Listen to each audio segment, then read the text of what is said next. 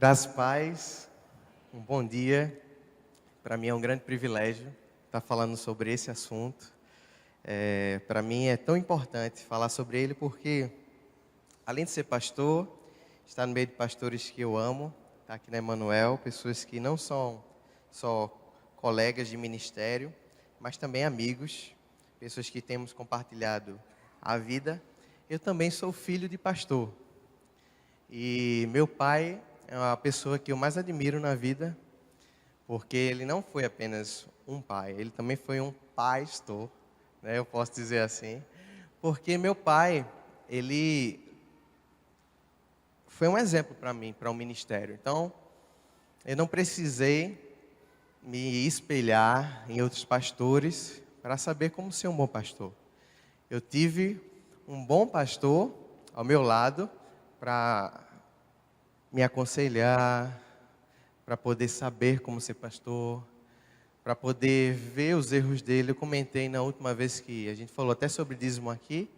Meu pai era a pessoa que também, como eu falei para vocês, como a gente deve educar os nossos filhos, meu pai tinha uma coisa, minha mãe também tinha uma coisa muito legal, que ele falava dos erros deles para mim, meu pai e minha mãe. Então ele me ensinava também como não errar, porque ele era transparente, né? Tá ali minha esposa, tá hoje na transmissão, Fábia, que já fez parte da minha igreja, conhece meu pai, minha mãe. E para mim foi tão importante, né? Então eu tinha um privilégio de ser a segunda geração agora de pastor, de chamado. E hoje a gente vai falar sobre chamado. Você que não é pastor, fique tranquilo, nossa mensagem vai falar sobre ministério. Eu tenho um ministério. Será que ministério é uma coisa só de pastor? Será que ministério, chamado, é uma coisa apenas pastoral? Será que essa questão de a pessoa, isso é um chamado, isso é um homem do ministério, será que isso é uma coisa apenas nossa? É algo pastoral? Isso é muito importante refletir. Às vezes, todos nós devemos ter dias especiais. Só que todos nós deveríamos ter esses dias especiais baseados no nosso chamado. Eu queria comentar rapidamente sobre o meu pai, porque o chamado dele começou de uma maneira muito peculiar. E foi tão forte isso na vida dele, que marcou também a minha história. Meu pai, dizem que ele parece um pouco comigo aí, pequeno, não sei se vocês acham. Meu pai, ele tinha um problema muito sério pequeno. Ele tinha fortes dores de cabeça. Até hoje eu tenho enxaqueca crônica. Só que o caso dele era muito sério na época. E meio que ele foi desenganado pelos médicos, porque na situação dele, na época dele, o médico disse assim, olha, só abrindo a cabeça dele para a gente ver o que a gente faz.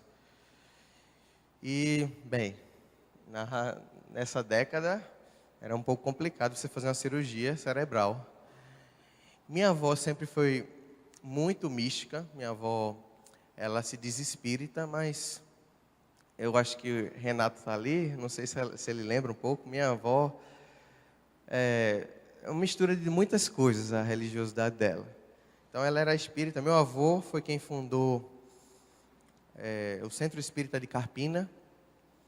E toda a minha família sempre foi conhecida como espírita. Mas minha avó, ela sempre foi muito ligada com o catolicismo. Ela pintava, ela é artista, ela pinta todas as imagens, ela pinta, mas ela é uma mistura de kardecismo, catolicismo e também religião afrodescendente. Então minha avó, com medo de operar meu pai, sempre trazia os médiuns para casa, lá para casa, para poder, de alguma forma, fazer algo para que meu pai melhorasse. E nessas orações ou rezas, uma mulher médium,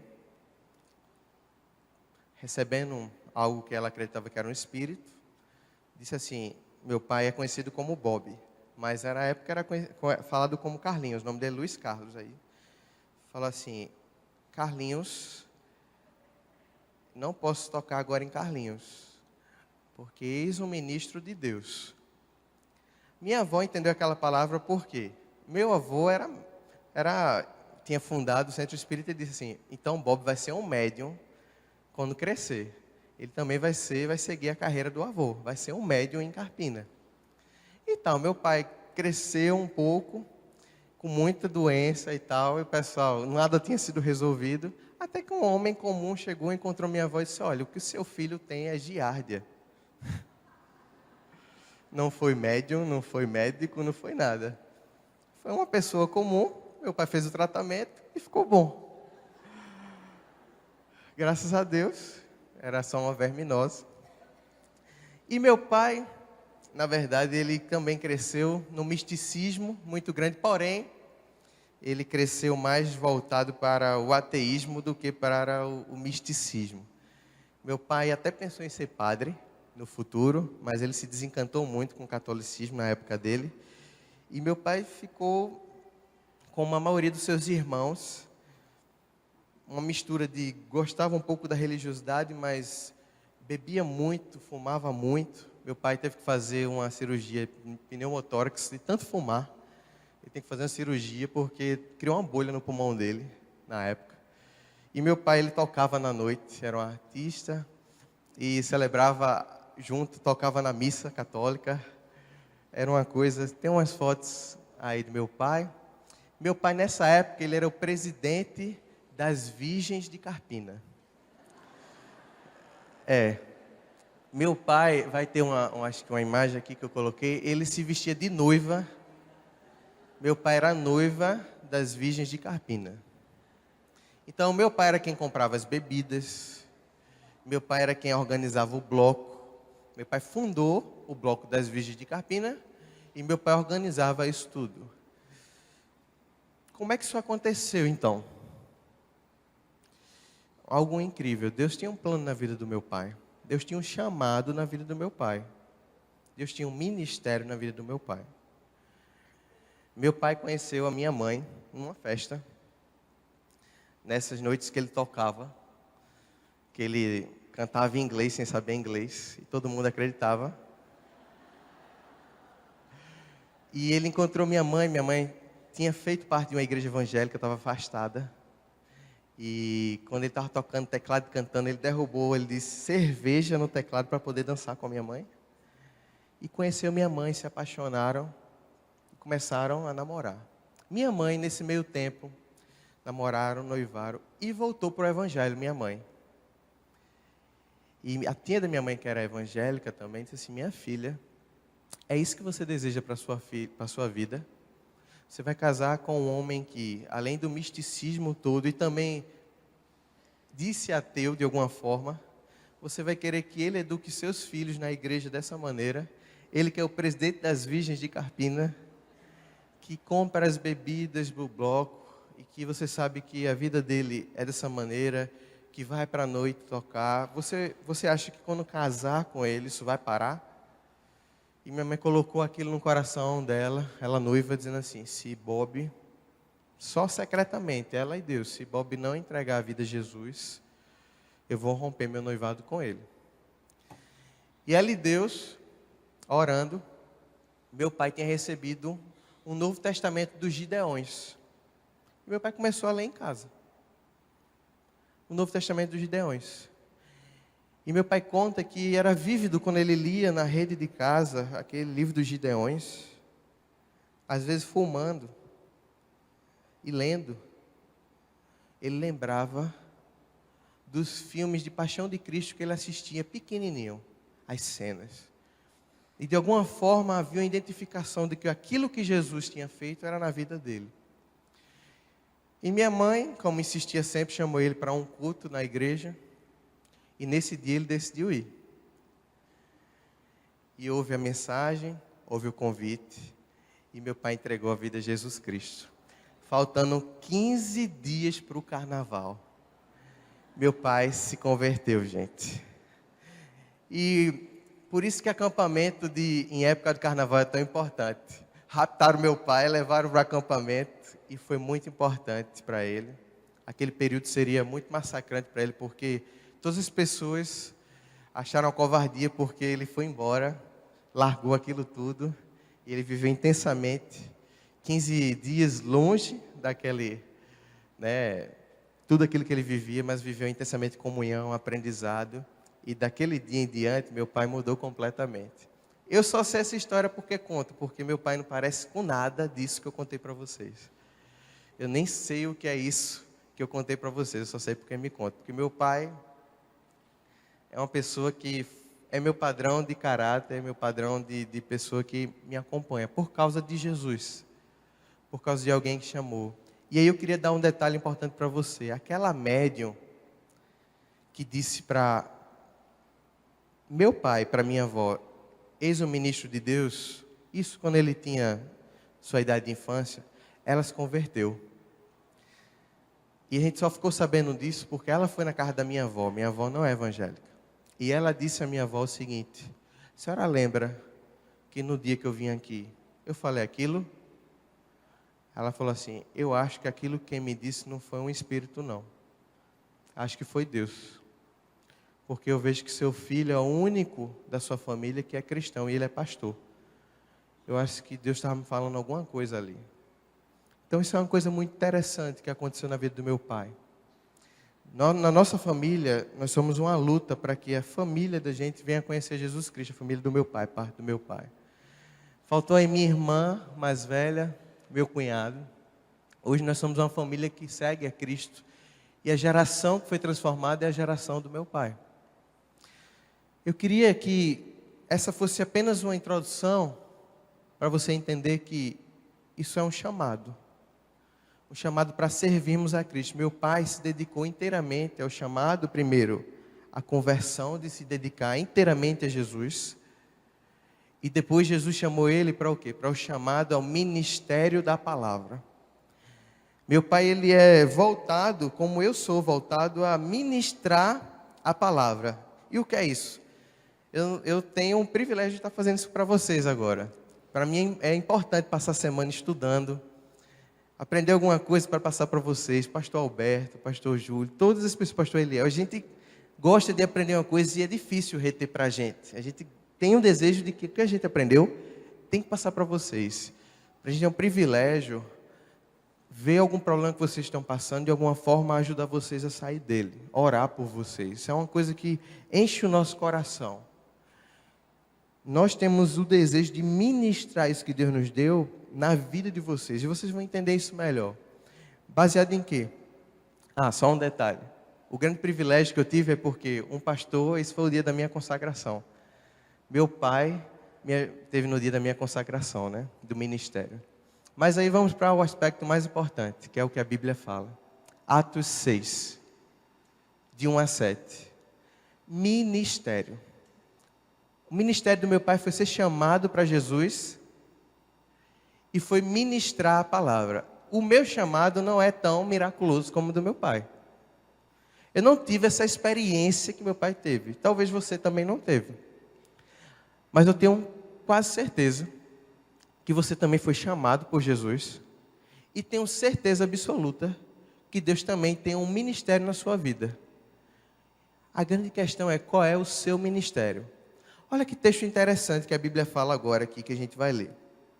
A Bíblia diz o seguinte: naqueles dias, crescendo o número de discípulos, os judeus de fala grega, entre eles, queixaram-se dos judeus de fala hebraica, porque suas viúvas estavam sendo esquecidas na distribuição diária de alimento. A igreja estava crescendo. Começou que a questão das necessidades estava crescendo também. E houve a necessidade de que os gregos, segundo a situação, estavam se sentindo esquecidos. Então foram pedir ajuda ali aos apóstolos. Como é que a gente resolve essa situação? Então, continuando o texto aí. Por isso os 12 apóstolos reuniram todos os discípulos e disseram: não é certo negligenciarmos o ministério da palavra de Deus a fim de servir às mesas.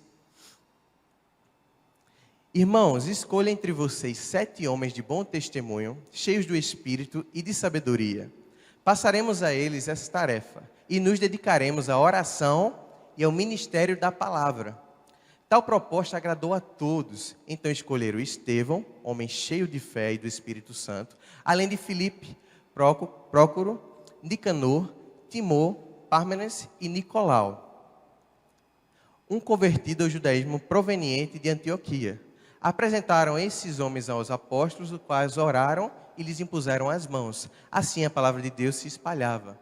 Crescia rapidamente o número de discípulos em Jerusalém. Também um grande número de sacerdotes obedecia à fé. Que coisa interessante. Houve uma necessidade grega, de gentios que estavam se sentindo esquecidos. Deus deu uma sabedoria aos apóstolos de escolher pessoas que não eram judias, não eram judeus, para que pudessem atender essas necessidades. E uma coisa muito interessante, os apóstolos entendem que isso é uma necessidade muito importante, mas eles têm um ministério. O ministério deles é dedicar a palavra e a oração. Se você percebeu bem, no texto está escrito o seguinte: não é certo, versículo 2, negligenciarmos o ministério da palavra de Deus a fim de servir as mesas. Esse texto não está dizendo que uma coisa é mais importante do que a outra, mas tem a ver com a vocação, tem a ver com o chamado. Não era certo os apóstolos que tinham sido vocacionados, chamados por Jesus para espalhar a mensagem, ir por todo o mundo e pregar o evangelho, parar de fazer isso para atender às necessidades, que era algo muito importante, as necessidades de pessoas que estavam aflitas, com fome, que estavam com necessidades básicas. Os apóstolos não poderiam parar de fazer isso para fazer isso. Então o que os apóstolos fazem? É necessário fazer isso. Quem são as pessoas que devem ser chamadas para isso? Quem são as pessoas que têm um chamado para isso? Quem são as pessoas que têm a vocação para isso? E aí, as pessoas que têm a dedicação. A palavra que a Bíblia fala para isso é ministério. Mas mais a palavra no grego que se usa é a palavra que nós conhecemos como diaconia. Então, essa palavra que muitas igrejas utilizam como, às vezes, um ministério isolado, que eu acho muito bonito aqui na Igreja Batista Emanuel, o entendimento de que todos que servem são diáconos. E isso é lindo, o entendimento de que diaconia é ministrar. A palavra na Bíblia é diáconos da palavra, enquanto há diáconos da mesa. Então, eu, pastor Alberto, pastor Júlio, pastor Eliel, pastor Nelson, somos diáconos da palavra. A minha pergunta é: você é diácono do quê? Todos nós devemos ser diáconos. E a gente vai entender melhor o que significa ser diácono. Porque o que Deus não nos chamou, irmãos, foi para isso aqui.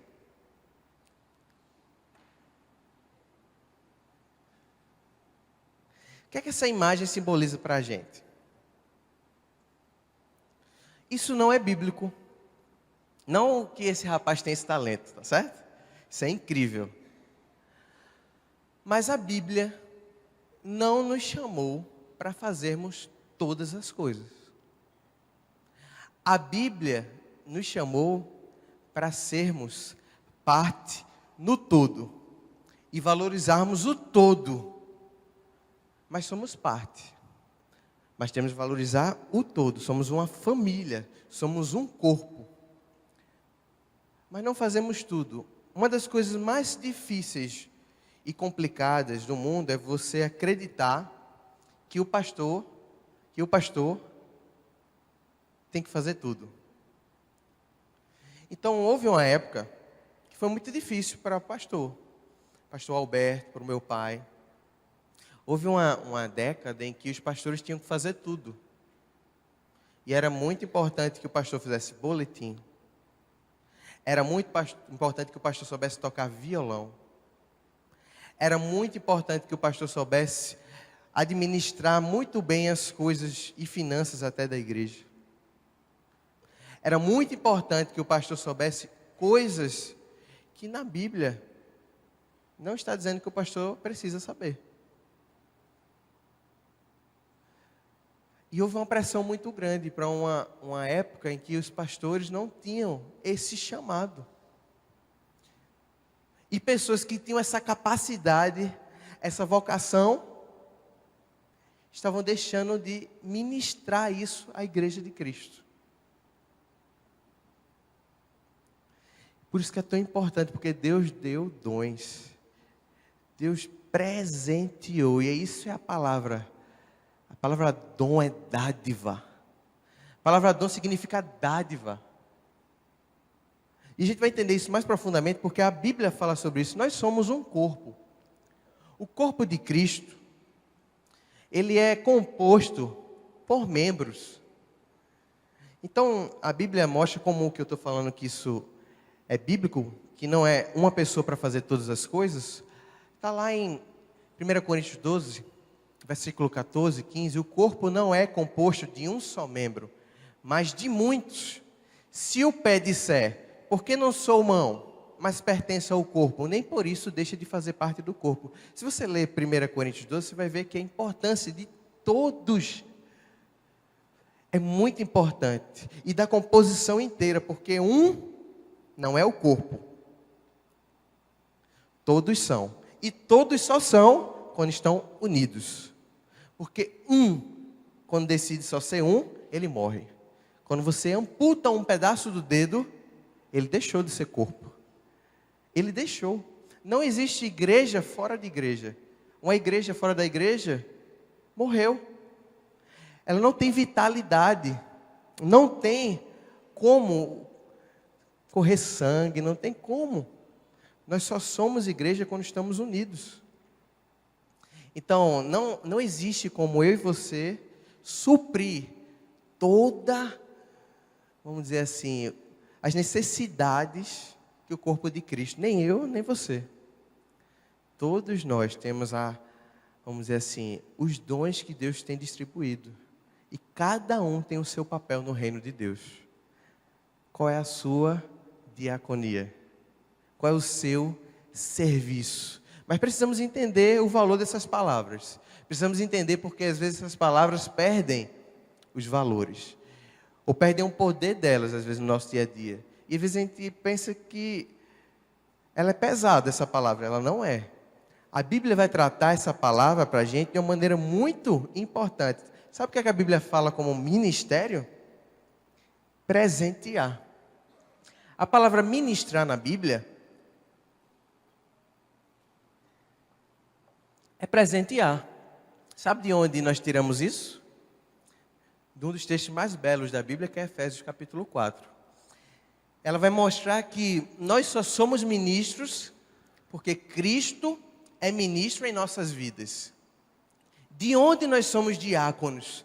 Porque Cristo é o maior diácono. De onde nós somos servos? Porque Cristo é o maior servo. Então, por que presenteamos? Porque Cristo presenteou a nós. E esse texto de Efésios 4 nos mostra isso. Ele vai falar do que Jesus fez por nós. E é por isso que nós podemos fazer. Efésios capítulo 4, a partir do verso 7.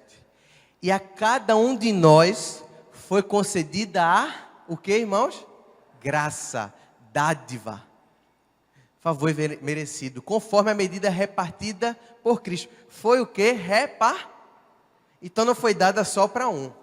Se foi repartida, foi dada para mim, foi dada para você, foi dada para todos nós que estamos em Cristo. Então não foi dada para quem não está em Cristo. Isso é um fator muito importante. Foi repartida para aqueles que se encontram no corpo. Por isso é que foi dito, quando ele subiu em triunfo às alturas, levou cativo muitos prisioneiros e deu dons, dádivas aos homens. Que significa senão que também desceu às profundezas da terra? Ou seja, Jesus morreu.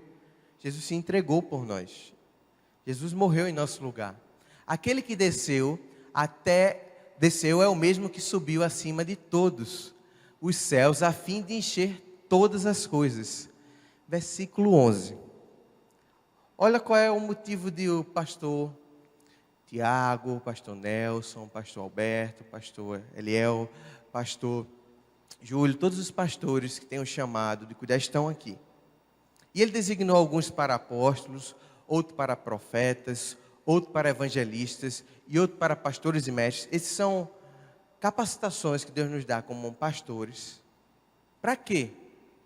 Com o fim de preparar os santos são todos os remidos pelo sangue de Cristo, para a obra do ministério. Então todos temos ministérios, para que o corpo de Cristo seja edificado, até que todos alcancemos a unidade da fé e do conhecimento do Filho de Deus, e cheguemos à maturidade, atingindo a medida da plenitude de Cristo. Eu quero voltar rapidinho, que esse texto é muito profundo. O desejo de Deus, e é uma responsabilidade muito grande nossa, que Cristo quer que cada vez que eu pegue algo, eu tenho um ministério. Pastor Alberto tem um ministério, pastor Júlio tem um ministério. Nosso ministério é que tudo que a gente pegue na palavra, tudo que a gente pegue, a gente invista na vida de vocês, para preparar vocês para o ministério de vocês. O ministério de vocês é o que Deus deu para vocês também. Tudo isso, o meu, o seu ministério,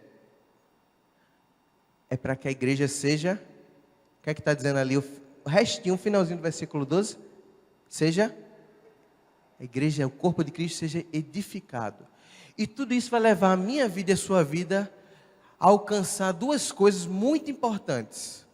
Primeiro, é para que eu e você sejamos um. A unidade. O nosso crescimento não leva a divisão, leva a união. Primeira coisa. E a segunda coisa mais incrível do mundo, que significa maturidade. Maturidade é só pagar as contas, é ser uma pessoa adulta. A Bíblia diz que maturidade é crescermos e chegarmos a atingir a medida da plenitude de Cristo. Maturidade, irmãos, é pensar mais, sentir mais e agir mais como Jesus. Meu papel como pastor, nosso papel como pastores, é ajudar cada irmão a sentir, a agir, a pensar como Jesus. E fazer com que todos nós façamos a igreja ser edificada. Agora vamos chegar ao ponto importante, versículo 14. O propósito é que não sejamos mais como crianças, levados de um lado para o outro pelas ondas, nem jogados para cá e para lá por todo o vento de doutrina e astúcia e esperteza de homens que induzem ao erro. Porque tem pastores que não são pastores. E nós vemos isso na realidade de hoje. Que não estão ensinando a palavra. E é importante fazer isso. Existem pessoas que não estão pregando a verdade. E é importante. Antes, seguindo a verdade e amor, cresçamos em tudo naquele que é o cabeça. Irmãos, para concluir, qual é o seu ministério? Dele todo o corpo ajustado e unido, nosso filho de todas as juntas, cresce e edifica-se a si mesmo em amor, na medida que cada parte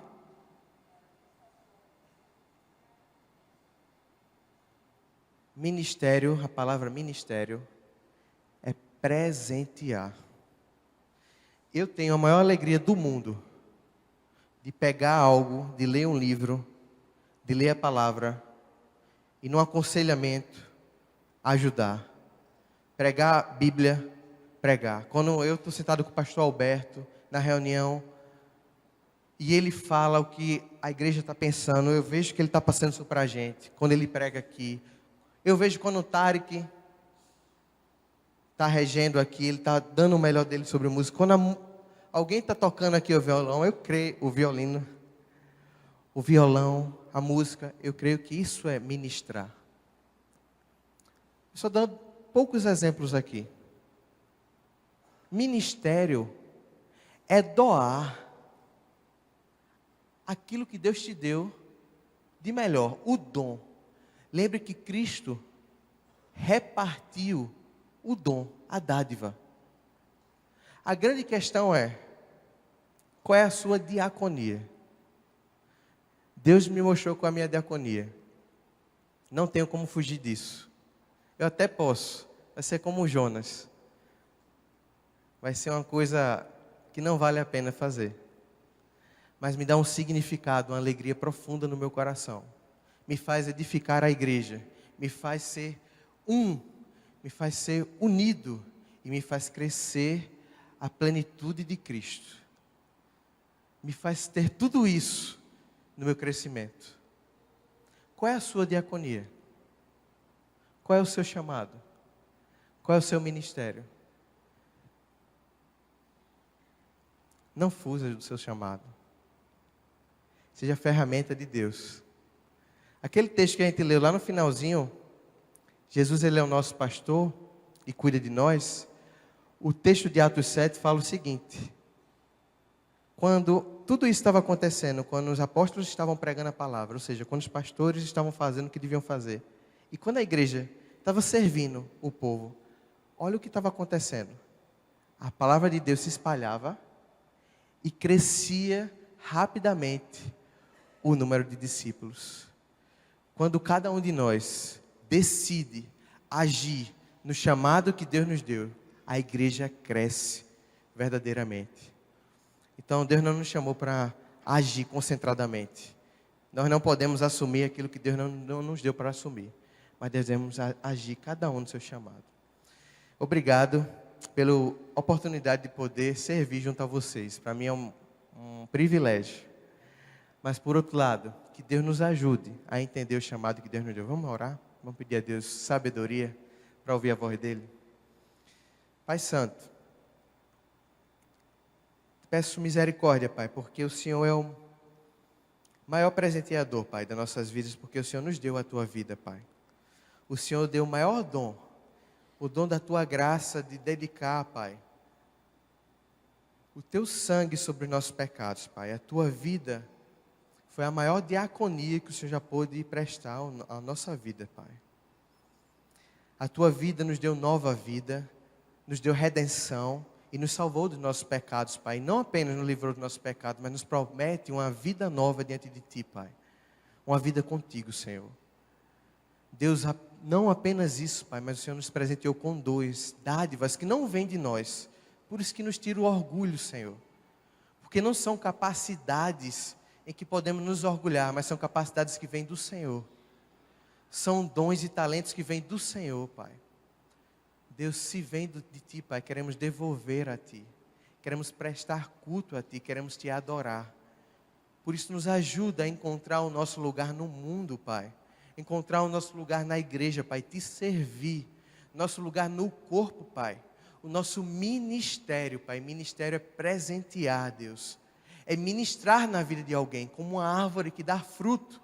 Nos ajuda a dar fruto a alguém, para que alguém possa se saborear com o presente das nossas vidas, Pai, como nós podemos, Pai. Saborear com o presente que o Senhor nos deu, Pai, com a Tua vida, Pai.